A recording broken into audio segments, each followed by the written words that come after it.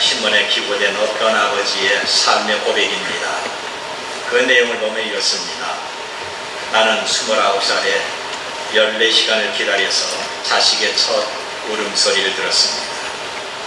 아내가 분만실에 들어가서 산고를 치르고 있을 때 나는 병실 밖에서 무려 14시간을 기다렸습니다. 입술은 바싹 마르고 손과 발에서는 땀이 흐르고 아내의 신음소리를 들으면서 초조하게 발을 둥둥 굴르다가 마침내 아기의 울음소리를 들었습니다. 그때 그 기쁨은 결코 잊을 수가 없습니다.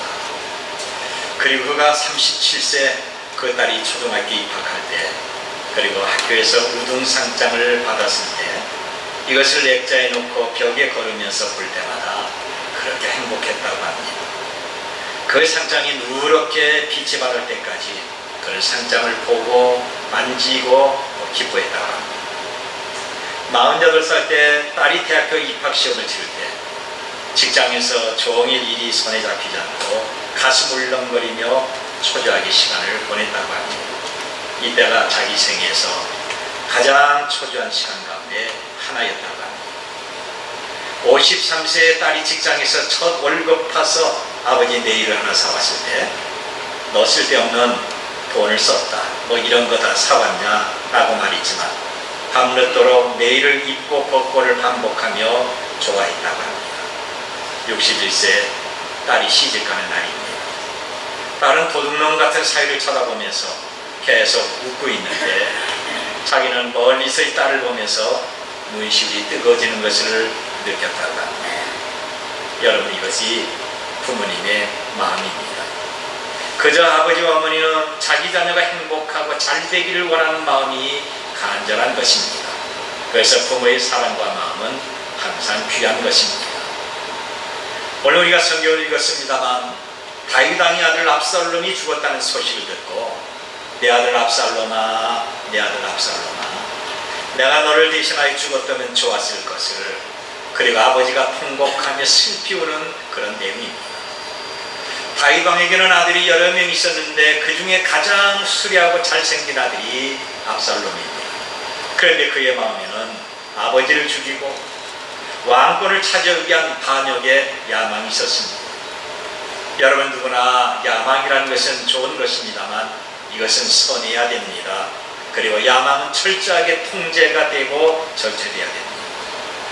그렇지 않는 야망은 자신과 공동체 전체를 파멸로 몰고 가게 되는 겁니다. 압살롬은 아버지 왕권에 대한 야망을 절제하지 못하고 군사를 모집하고 아버지 몰래 4년 동안 훈련시키면서 아버지에 대한 백성의 민심을 이간질시킵니다. 그리고 자기에게 민심이 어느 정도 쏠린 것을 기회로 아버지를 죽이고 자기가 왕이 되려고 반역을 일으킵니다. 이때 다윗은 하나님의 도우심으로 간신히 예루살렘 성 밖을 나가게 됐습니다. 그 후에 전열을 정비한 다윗의 군사와 압살롬의 군사가 생명을 걸고 치열한 전투를 합니다. 다시 말하면 아버지와 아들이 왕권을 놓고 전쟁하고 있습니다. 세상에 이것보다 더 불행한 싸움이 어디에 있겠습니까? 결국 전쟁에서 아버지에게 반역을 한 압살롬의 군대는 패하고 그는 죽임을 당하게 됩니다. 전쟁은 다윗의 승리로 끝났습니다. 그런데 다윗은 반역을 평정하고 자기 왕권을 회복했다는 승리의 소식보다 아들이 죽었다는 소식을 듣고 대성통곡을 합니다. 내 아들 압살롬아, 내 아들 압살롬아, 차라리 내가 너를 대신해서 죽었더라면 내 아들아, 내 아들. 여기서 우리는 아들을 향한 아버지의 마음을 알 수가 있습니다. 이것은 단순히 다윗의 마음이 아니라 이 시대를 사는 모든 부모님들의 뜨겁고 따뜻한 마음이 되는 것입니다. 오늘 우리는 어버이 주일을 맞이해서 다윗의 눈물과 통곡 소리를 들어야 합니다. 그래서 아버지의 눈물과 어머니의 뜨거운 눈물로 무너진 가정을 다시 회복해야 될 것입니다. 잊혀진 부모님을 다시 공경하는 효도 운동이 오늘 우리들 가운데 임해야 됩니다. 다윗에 흘린 아버지의 눈물은 과연 어떤 것입니까? 자식을 결코 잊을 수가 없는 사랑의 눈물입니다. 바로 불효자식이라도 잊을 수 없는 사랑의 눈물을 다윗은 지금 흘리고 있습니다. 여러분, 우리를 향한 하나님의 사랑을 알 수가 있겠습니까? 예수님이 십자가에 달려 죽기 전날에 우리를 향한 하나님의 사랑을 성경은 이렇게 말씀하고 있습니다. 세상에는 자기의 사람을 사랑하시되 끝까지 사랑하십니다. 하나님이 우리를 사랑하시고 구원한 그 은혜의 섭리를 예수님은 결코 잊을 수가 없는 것입니다. 우리를 향한 하나님의 사랑은 예수 그리스도를 십자가에 매달려 죽기까지 만들었던 것입니다. 우리를 향한 하나님의 사랑은 십자가의 멸시와 아픔과 고난 그리고 죽음까지라도 바꿀 수가 없는 것입니다. 바로 이것이 아버지와 어머니의 사랑입니다. 그렇습니다. 어느 부모든지 당신이 고난과 멸시와 아픔을 당하고 심지어는 죽는다 할지라도 내 자식만큼은 편안하고 행복하게 살기를 원하고 있습니다. 여기 어린 자녀를 키우는 부모님들, 여러분들이 어디를 가도 어린 자녀, 맡겨놓은 어린 자녀를 잊을 수가 있겠습니까?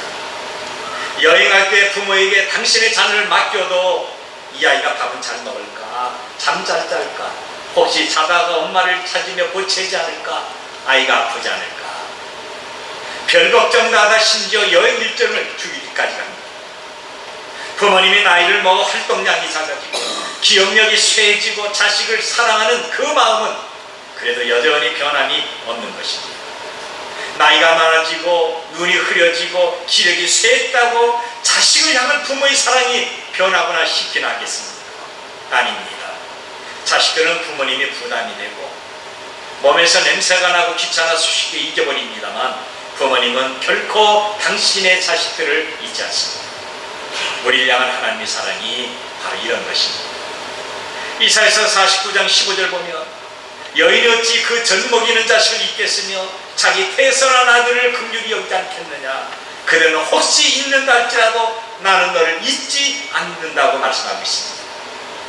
다윗은 지금 아버지를 죽이려고 하는 압살롬을 다른 자식과 달리 특별하게 관심을 갖고 사랑을 했습니다. 그런데 그 아들이 아버지의 사랑을 잊어버리고 아버지를 죽여서 자기가 왕이 되겠다고 반역을 꾀한 것입니다. 만일 여러분이 자녀가 이렇게 한다면 부모된 여러분은 어떻게 하겠습니까? 아무리 인격이 훌륭하고 성품이 온유하고 절제심이 있어도 흥분하고 분노하게 될 것입니다. 그리고 아들을 당장 잡아오라고 고통을 줄 것입니다. 그런데 다윗은 전쟁터에 나가는 요압과 아비새와 이때라고 하는 장군에게 신신당부합니다. 당신들은 나를 위해서 젊은 압살롬을 너그레이 대우하라. 이 말을 다시 말한다면 이 아들은 아직 어리고 철이 없으니까 그런 것이니까 너희는 이 아들을 절대 죽이거나 상하지 말게 잘 데려오라고 하는 것입니다. 그런데 다윗은 누가 이 말을 들을까봐 은밀하게 말한 것이 아닙니다. 모든 사람이 다 알아듣도록 크게 말한 것입니다. 누구나 나의 이 말을 다 듣고 내 아들에게 절대로 손대지 말라고 하는 것입니다. 전쟁터가 나는 군사들이 아니 이럴 수가 있습니까? 어찌 왕이라고 자기 아들만 생각합니까? 그 아들과 싸우는 우리는 죽어도 상관없습니까? 하면서 반발할 수가 있습니다. 그런데 아버지는 이 아들이 혹시 죽거나 다칠까봐 지금 마음을 졸이고 있는 것입니다. 아들은 아버지를 반역하고 죽이려고 하는데 아버지는 아들을 다치지 않게 제발 너그럽게 대해달라고 하는 것입니다. 이것이 우리를 향한 아버지의 마음이고 어머니의 마음입니다. 다윗의 군사들이 전쟁터로 떠나고 그리고 얼마 동안은 소식이 없습니다. 과연 전쟁에서 승리할까? 내가 다시 도망하는 것은 아닐까? 내 아들이 다치거나 죽진 않을까? 별별 생각을 다 하면서 마음을 졸입니다. 그래서 다윗은 자기 집에 가지 않고 성문에서 아들에 대한 소식을 애타게 기다립니다. 여러분, 이것이 바로 여러분의 아버지와 여러분의 어머니가 여러분을 향한 사랑의 마음입니다. 아버지는 자기를 죽이고 왕위를 찬탈하려고 하는 불효막심한 아들이지만 이미 그 마음에는 이 아들을 용서해주고 집에 돌아오기를 애타게 기다리고 있습니다.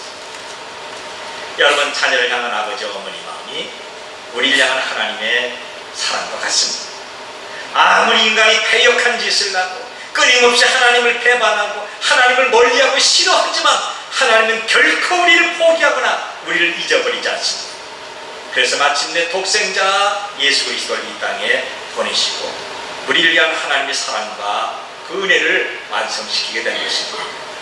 가장 잔인스럽고 가장 수치스럽고 가장 잔인한 십자가 죽음에서 저와 여러분을 향한 하나님의 사랑이 나타나게 된 것입니다. 나를 향한 하나님의 사랑은 결코 잊지 못하는 자식을 잊지 못하는 부모님의 사랑과 같은 것입니다. 눈에 보이지 않는 하나님을 사랑하지 않는다면 어째 눈에 보이는 부모님을 또 사랑할 수가 있겠습니까? 여러분, 역으로 말한다면 눈에 보이지 않는 부모님을 사랑하지 않는 사람이 어떻게 보이지 않는 하나님을 사랑할 수가 있겠습니까? 보이는 부모님을 사랑하도록 하십시오. 부모 은혜에 감사하도록 하십시오. 부모님을 만나고 전화를 하고 손잡고 감사 인사를 하도록 하십시오.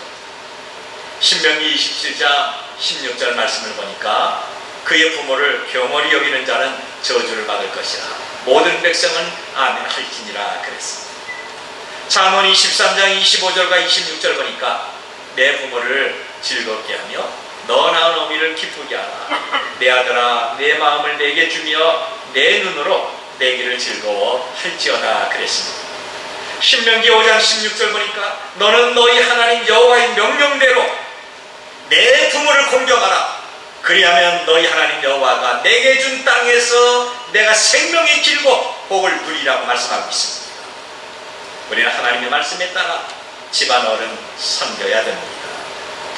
재작년에 부산의 어떤 아파트에서 전기 누전으로 불이 일어나서 어머니와 어린 아들과 딸이 사망을 했습니다. 소방관들이 연락을 받고 급히 불난 아파트로 가서 불을 끄고 보니까 젊은 엄마가 시신을 분리하기도 힘들 정도로 바닥에 엎드려서 어린 두 아이를 꽉 끌어안고 죽은 것을 발견했습니다. 엄마는 자기 몸으로 거센 몸을 불길을 막으려고 두려워 울부짖는 어린 아들과 딸을 품고 바닥에 엎드린 자세로 죽은 것입니다. 엄마는 이 어린 자식을 살리기 위해서 자기 몸으로 거센 불을 막으면서 아이를 살려보려고 노력했던 겁니다.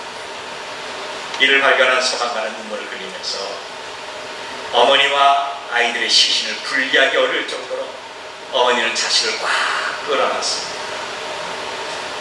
여러분, 어린 자녀를 보호하기 위해서 당신의 몸으로 불길을 막으려고 했던 엄마의 등은 뜨거운 불길을 견디다 못해 누런색으로 변해서 녹아 흘렀다고 합니다.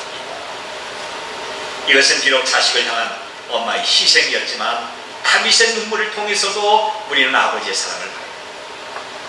자식을 대한 부모의 사랑은 아무리 불효자식이라도 결코 잊지 않고 용서하며 끝까지 사랑하고 있는 것입니다. 자녀들도 이런 부모의 사랑을 알아야 됩니다. 그리고 부모의 사랑에 보답을 해야 됩니다. 그리고 두 번째로 볼 수 있는 것은 자식의 고통과 불행을 내 탓으로 돌리는 눈물입니다. 다윗이 아들의 이름을 부르면서 울었던 것은 네가 이렇게 된 것은 난 내 탓이다, 내 탓이다 그러면서 괴로워했던 겁니다. 아버지의 눈물은 자녀들이 고통을 당하고 힘들어하는 것조차 당신의 잘못으로 알고 괴로워하고 있습니다. 아무리 자녀가 부모에게 잘못했어도 그 자녀가 잘되면 아버지와 어머니는 마음이 기쁜 것이고 반대로 자식이 불효하고 어리석게 굴어서 힘들고 불행하게 살면 모든 것은 다 당신 잘못을 하고 마음 아파하며 슬퍼하고 잠을 못 잡니다. 다윗의 아들 압살롬이 죽었다고 하는 소식을 듣자 불의한 아들이 아버지를 반역하다 죽은 것은 다 자기 잘못이라고 괴로워합니다. 아들이 전쟁터에서 죽었다는 소식을 듣자 다윗은 승리하는 군사들을 위로하지 않습니다. 이제 안심하고 살 수 있겠다며 잔치를 베풀고 단잠 자는 것이 아닙니다. 여기 33절 보니까 왕의 마음이 심히 아파 문 위층에 올라가서 우니라. 그가 올라갈 때 말하기를 내 아들 압살롬아, 내 아들 압살롬아, 차라리 내가 너를 위하여 죽었다면 압살롬 내 아들아, 내 아들아 하였더라. 여러분, 압살롬처럼 불의한 자식이 어디 있겠습니까? 아버지를 반역합니다. 아버지를 죽이려고 하고 자기가 왕이 되려고 했습니다. 그리고 대낮에 백성들이 보는 곳에 장막을 치고 아버지의 후궁들과 동침을 하고 있습니다. 세상에 이런 자식이 어디 있습니까? 그런데 그 아들이 죽었다는 말을 듣자 다윗의 눈에서는 뜨거운 눈물이 왈칵 쏟아집니다. 그의 마음은 심히 아파서 문 위층에 올라가면서 목을 놓고 통곡하며 울고 있는 겁니다. 내 아들 압살롬아, 내 아들 압살롬아, 왜 네가 죽었니? 내가 죽어야 되는데 왜 내가 죽었니? 그러면서 슬픕니다. 이것이 자식을 향한 우리 아버지와 어머니의 마음입니다. 어느 짤막한 글을 읽고 감동을 받아서 여러분들에게 소개를 합니다. 아버지와 어머니와 딸이 여행을 하다가 교통사고를 당했습니다.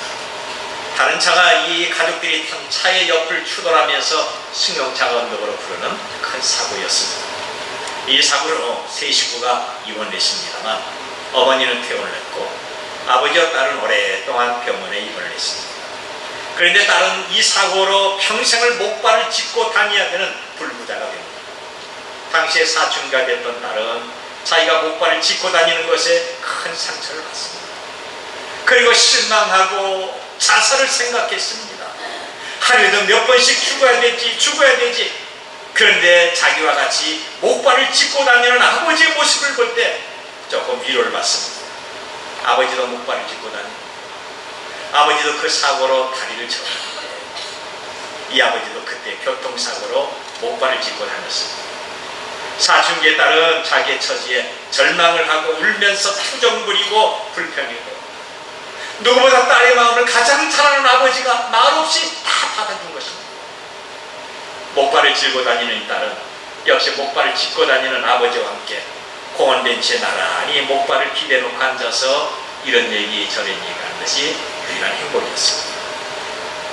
어느 날 딸은 아버지와 어머니와 같이 공원에 앉아서 아이들과 공을 갖고 노는 것을 봅니다. 그러다 공이 잔디밭을 벗어나 차도로 흘러갑니다. 그러자 어린아이는 옆을 보지도 않고 공만 보고 앞으로 차도로 뛰어듭니다. 그런데 이 아이가 뛰어들어오는 그 길은 트럭이 맹렬한 속도로 달려오고 있었습니다. 아버지와 딸과 어머니가 동시에 소리를 지르는데 놀라운 일이 생겨나게 됩니다. 갑자기 아버지가 목발을 던지고 큰 길로 뛰어가서 어린아이를 안고 길 건너쪽으로 가는 것입니다. 이 광경을 봤던 딸은 자기 눈을 믿을 수가 없습니다. 아니, 아버지가 목발을 버리고 저렇게 뛰어가다니, 아버지도 불구자인데 아버지가 저렇게 뛰어가다니 너무 충격적이라 입을 벌리고 말합니다. 이 모습을 본 어머니가 딸의 손을 잡고 이렇게 말합니다. 얘야, 이제 숨기지 못하고 말이 안 되겠다. 사실 내 아버지는 다리가 전혀 아프지 않답니다. 아버지는 퇴원하고 다 나았거든. 그런데 네가 평생 목발을 짚고 다녀야 된다는 것을 알고 네가 상처받지 않기 위해서 아버지도 목발을 짚고 다녔다. 아버지는 너의 아픔을 아버지 아픔으로 알고 있었다. 이것은 나와 아버지의 평생 비밀인데 이제 네가 알게 되겠다.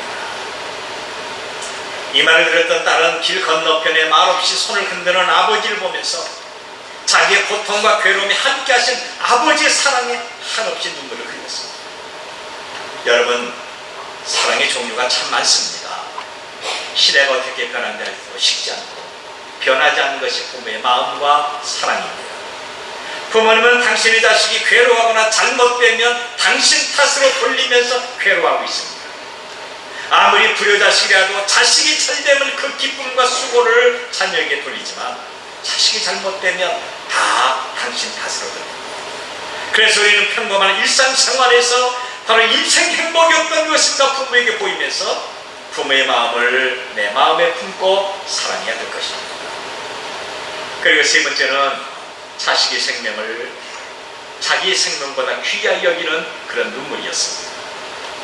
이제 다윗이 울었던 것은 내가 죽고 네가 살았으면 자식의 생명을 아끼는 눈물이었습니다. 다윗의 관심은 온통 아들 압살롬에게 있습니다. 아들과 벌리는 전쟁이지만 국가를 책임지는 왕으로 승리를 기대하는 것이 당연한 것입니다. 그런데 다윗은 전쟁의 승리에 관심을 갖지 않습니다. 오직 아들의 생사에는 관심이 있습니다. 그러다가 전쟁터에서 기별이 왔을 때 그래, 전쟁이 어떻게 됐지? 우리가 이겼느냐? 이렇게 말해야 되는데 그렇지 않습니다. 야야야, 내 아들 압살롬이 잘 있냐? 내 아들 압살롬에게 아무 일 없지? 이것이 아버지의 첫 물음입니다. 아버지의 왕위가 탐이 나서 모반을 하고 전쟁을 일으킨 부효자지만 아버지는 아들을 결단코 잊을 수가 없었습니다. 죽일 놈이 아니라 끝까지 사랑으로 용서하고 품어줘야 될 아들입니다. 그런데 그 아들이 죽은 것을 합니다. 이때 아버지는 승리의 기쁨도 왕의 체면도 다 버리고 통곡하며 우는 겁니다.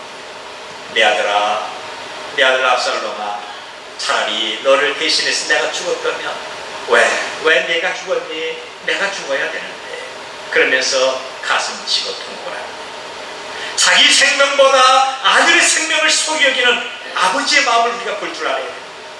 자신의 왕권보다, 자기 자신의 어떤 부귀 영화보다 비록 불여 자식이라도 살아있었으면 하는 애타는 아버지 눈물이 오늘 본문에 나와 있는 것입니다.